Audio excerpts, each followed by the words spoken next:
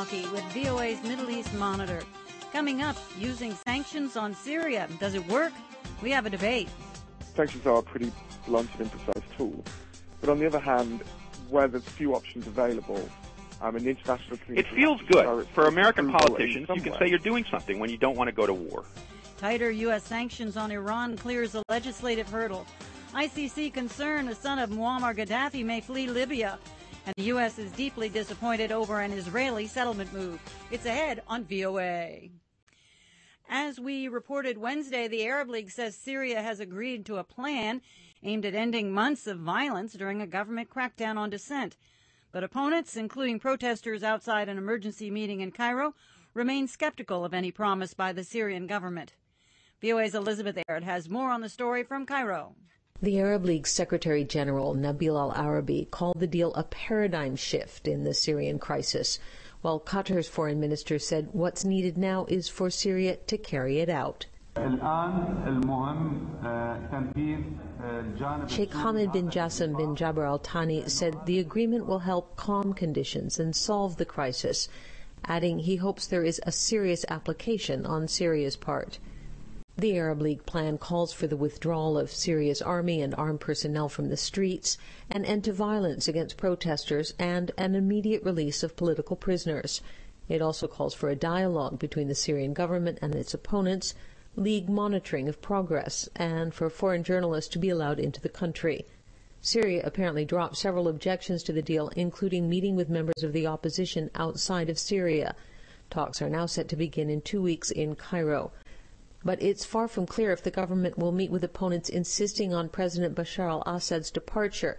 The Syrian government has repeatedly called a wide swath of the protesters terrorists backed by foreign powers and ruled out talking with them. The government had also opposed withdrawing security forces, arguing no country could pull back all its security presence. Arab League officials conceded they could give no guarantees that Syria will carry through with the plan, but promised to follow up with the matter. Arab League would not threaten anything, but noted the League is in permanent session and would call another meeting should that be needed. For some, the lack of teeth in the League proposal, combined with past unmet promises by Syria to reform, render the deal suspect. Nadim Shahadi is a Syria expert at the London-based Chatham House. I think that trying to acknowledge that the regime is not acknowledging what is happening in the country and is not intending to make any reforms. So it is, in a way, playing games and trying to delay matters because it knows that this is the only way forward with the international community.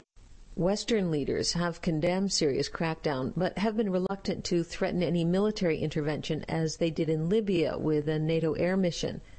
The Arab League played a key role in backing international action in Libya, but is taking a different tack with Damascus. League officials stressed Wednesday that the solution to problems in Syria would be found within the region. Elizabeth Arrett, VOA News, Cairo. Wednesday on Middle East Monitor, we heard about the situation in Syria from two experts, Robert Powell with the Economist Intelligence Unit, and Joshua Landis, director of the Center for Middle East Studies at the University of Oklahoma. They were invited to debate on our new weekly podcast, Middle East Voices. In another excerpt from that show, they discussed the use of international sanctions to resolve the crisis in Syria. First, Mr. Powell. The Syrian National Council, which is this new opposition structure, they're attempting to present a new united front. They've given various new leadership positions to all the different ethnic groups and a few positions for the Muslim Brotherhood. So they've tried to tick off as many boxes as they can. But there's still groups within Syria who reject outsiders playing a role. One of the interesting trigger points, at least for me, is what happens to the mercantile class, those who profited for years from this regime, based in Aleppo particularly, which has been quiet. This where the oil sanctions kind of play a central role, is draining the country of foreign exchange. The European Union, which buys almost all of Syria's oil, has now put up sanctions, so Syria's having to find markets for its pretty heavy crude oil. And in response, because of foreign exchange reserves of Syria are dwindling, they are now looking to put up tariffs, to put up capital controls, and local businesses are unhappy. Now, Robert, can I jump in here, though? Sanctions, the West and the Syrian opposition on the outside are looking at sanctions really as the savior and that they're going to bring this regime to its knees. But let me be a contrarian here for a second.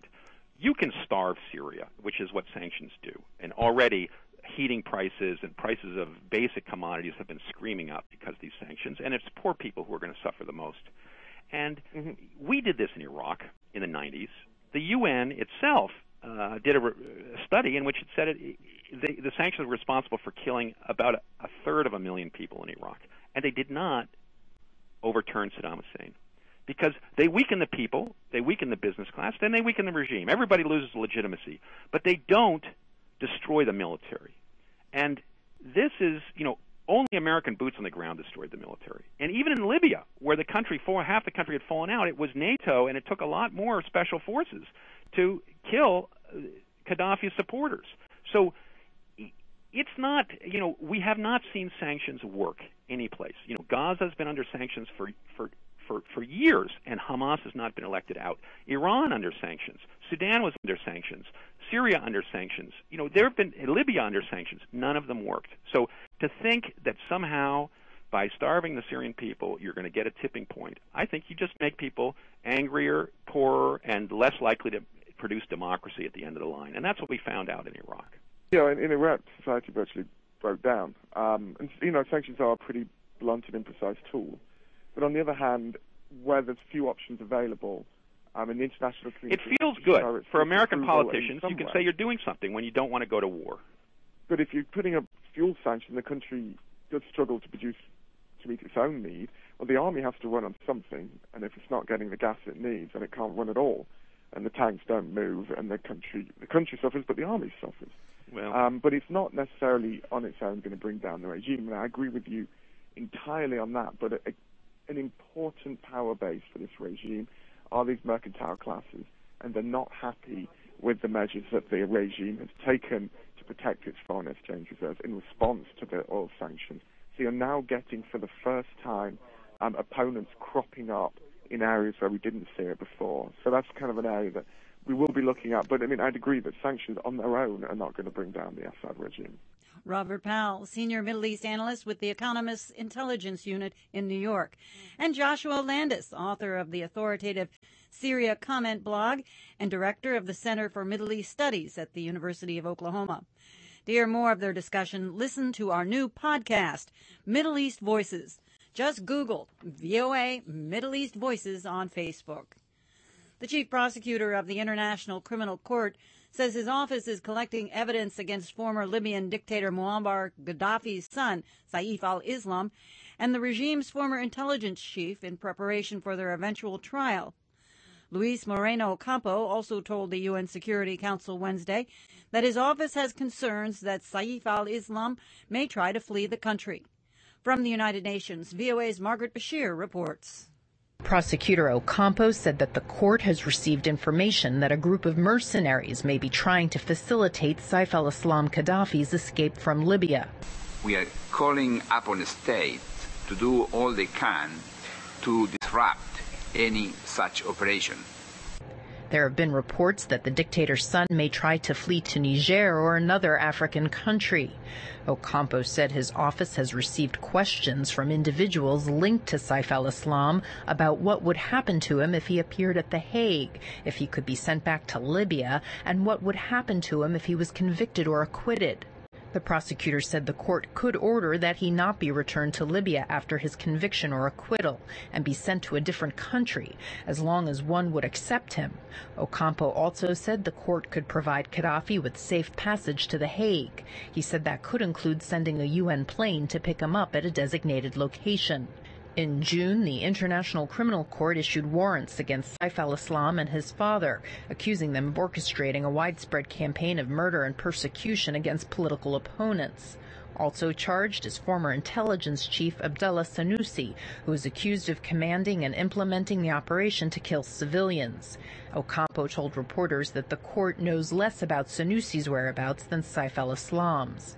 The prosecutor also said the court is investigating reports of mass rapes by Gaddafi's security forces, gathering evidence from sources that could include doctors, hospitals, clinics, and psychologists in an effort to limit the exposure of victims in a society that considers rape one of the most serious crimes.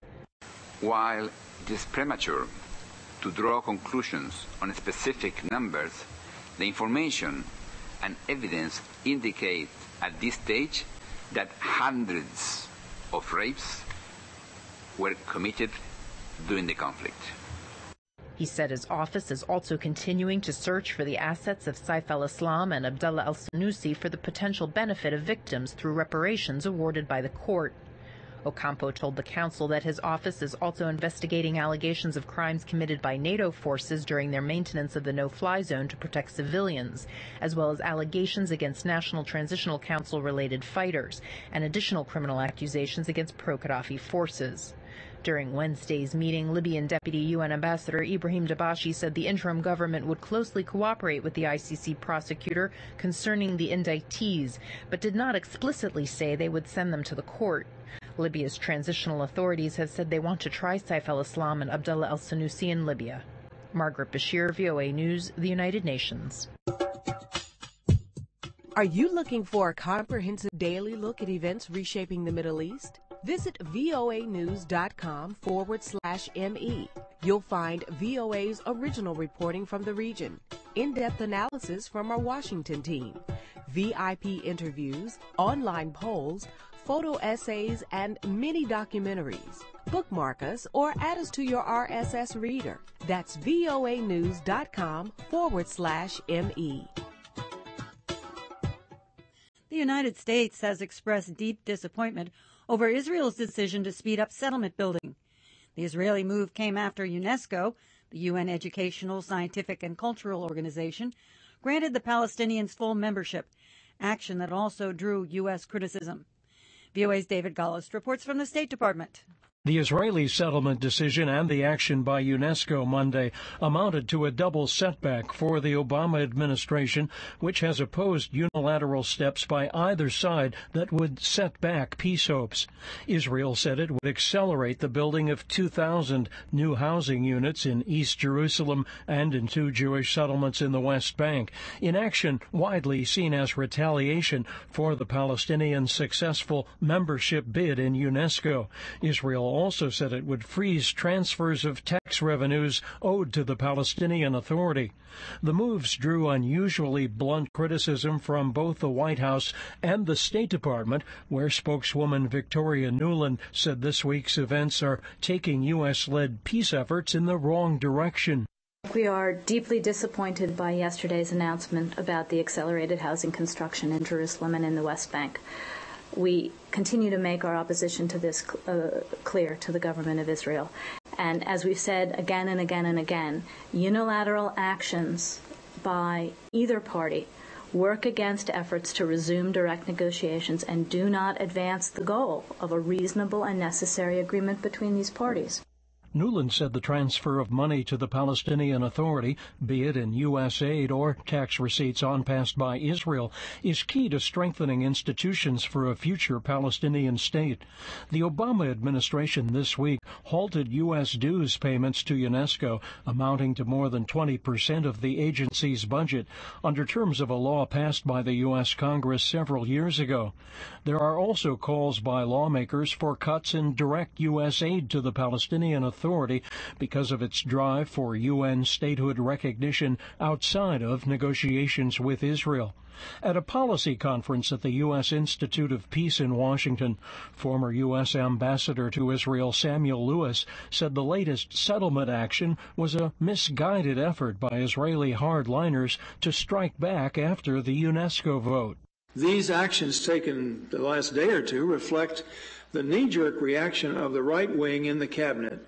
We have to show that the warnings we gave them, if they went to the UN, if they went to UNESCO, we're going to demonstrate that that has a price. So they're trying to make them pay the price.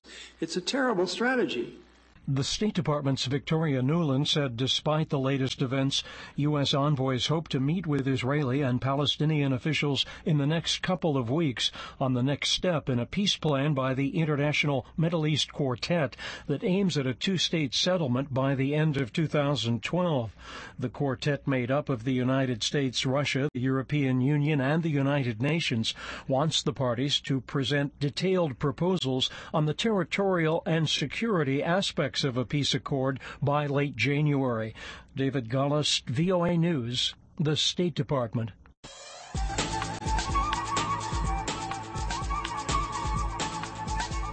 We invite you to join in with your views at our online poll. This week we ask about UNESCO admitting Palestine as a full member into the UN group. You can cast your vote at voanews.com/ME and discuss the issue on Facebook on our Middle East Voices page.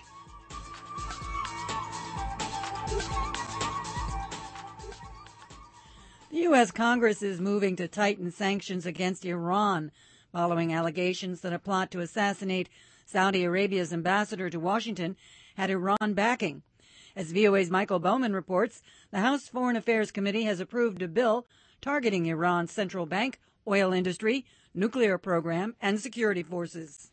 Political pressure is building from U.S. lawmakers of both political parties. Now is the time to boost pressure on Iran. Congressman Chris Smith.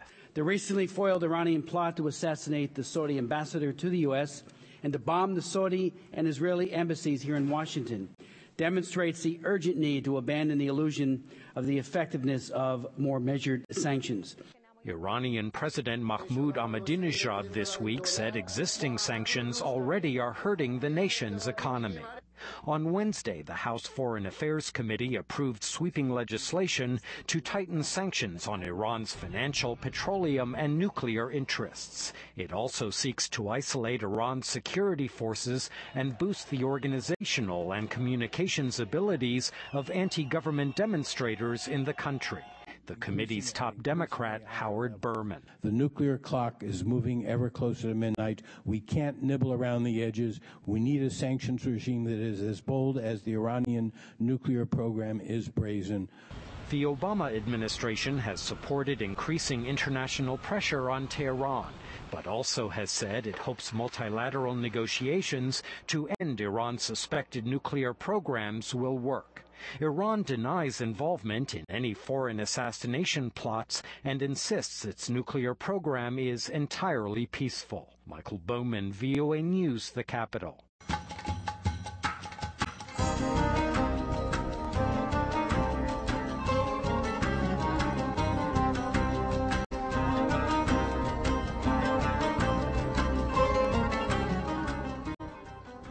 Pakistani intelligence officials say a suspected U.S. drone strike has killed at least 2 militants in the North Waziristan tribal region near the Afghan border. The officials said the drone fired missiles into a house today near the town of Mirashah, in a stronghold of the Taliban and al-Qaeda-linked Haqqani network. U.S. officials have never publicly acknowledged the use of drone strikes against Taliban and al-Qaeda-linked militants in Pakistan's tribal areas, but privately they have confirmed their existence to various news outlets. Pakistan has condemned the attacks as a violation of its sovereignty, but the strikes are believed to be carried out with the help of Pakistani intelligence. The Haqqani network is known for carrying out many high-profile attacks on U.S.-led coalition forces fighting the Taliban insurgency in Afghanistan. Businessmen and analysts see Pakistan's decision to grant India most favored nation trade status a major breakthrough that could ultimately pave the way for the rival nuclear-armed neighbors to settle differences over long-running bilateral disputes, including Kashmir. Ayaz Gul reports from Islamabad. Pakistan's decision to grant India much-awaited Most Favored Nation or MFN trade status has cheered up the Pakistani business community. Amid concerns about possible threats posed to relatively small industries, Pakistani business leaders are expressing optimism that liberalization of trade would open vast opportunity for their businesses, particularly in the textile sector. Amin Hashwani is the president of the Pakistan-India CEOs Business Forum, a group comprising Indian and Pakistani business leaders. From Pakistan point of view, we get a market which is 8 to 9 times bigger than us.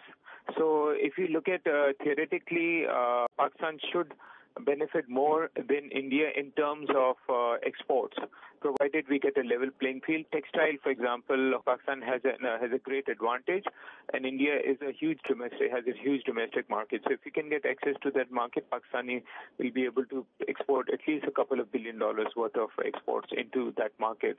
India has already granted MFN status to Pakistan.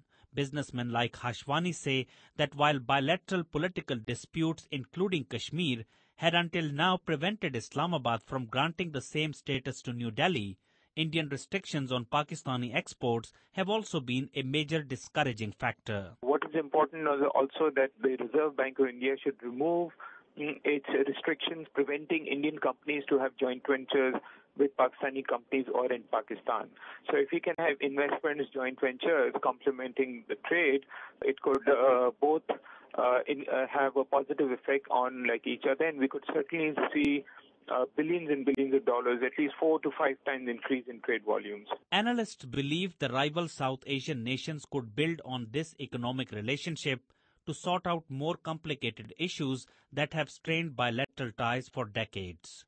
Professor Swaran Singh teaches at New Delhi's Jawaharlal Nehru University. It will definitely benefit the trade relations, and trade relations in interstate affairs, whenever there are complications, are seen as most reliable and most dependable pillar of rapprochement between nations. So I think it's a very important, very timely gesture, and it should lead to several other positive initiatives being followed from here. Right-wing parties have criticized the Pakistani government for granting most favored nation status to India, saying the move will undermine the country's stance on the Kashmir dispute. Professor Ibrahim Khan of the Jamaat-e-Islami Party is a member of the Pakistani Senate. If there are issues to be resolved with India, India should not be declared as the most favorite nation. But if India is declared as most favorite nation, then the issues are worthless. The government is not acting according to the benefits and interests of Pakistan. However, Pakistani Foreign Ministry spokesperson Tehmina Janjua dismisses concerns that normalization of trade ties with India amounts to compromising on Islamabad's stance on Kashmir and other issues in dispute with New Delhi. She told reporters that the recently resumed wide-ranging dialogue between India and Pakistan is aimed at establishing peace and prosperity in the region. And that clearly indicates that Pakistan and India both agree that the friendly ties between Pakistan and India are important and critical for development of the region, for development and prosperity of the people of both Pakistan and India. The annual volume of trade between Pakistan and India is currently around $2 billion, of which Pakistan's share is just 14%. In recent talks in New Delhi, trade ministers from the two countries announced visa concessions for businessmen on both sides and pledged to increase the annual trade volume to $6 billion within 3 years. Ayaz Gul for VOA News, Islamabad. Somalia pirates holding an Algerian flag cargo ship have freed the 25 crew members being held hostage. A local news source, Somalia Reports, said today the pirates released the ship after agreeing to accept a $3.5 million ransom from the ship's owners. Pirates captured the MV Blida off the coast of Oman, southeast of the port of Salalah, on New Year's Day. 27 crew members were on board the ship at the time, but 2 were later released on humanitarian grounds. The original crew included 17 Algerians, 6 Ukrainians, 2 Filipinos, 1 Indonesian, and 1 Jordanian.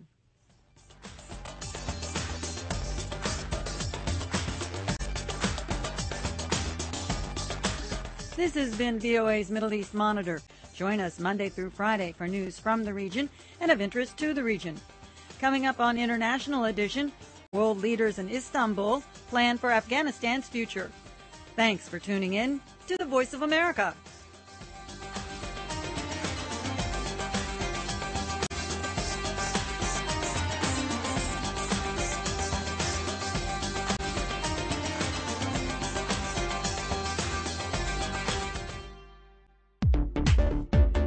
For more on the stories you've heard on our radio programs, visit our website at voanews.com. That's where you'll find in-depth reports, related stories, videos, and more from our team of correspondents. Or take the news with you by downloading podcasts of your favorite VOA program. That's at voanews.com. Online news for a changing world.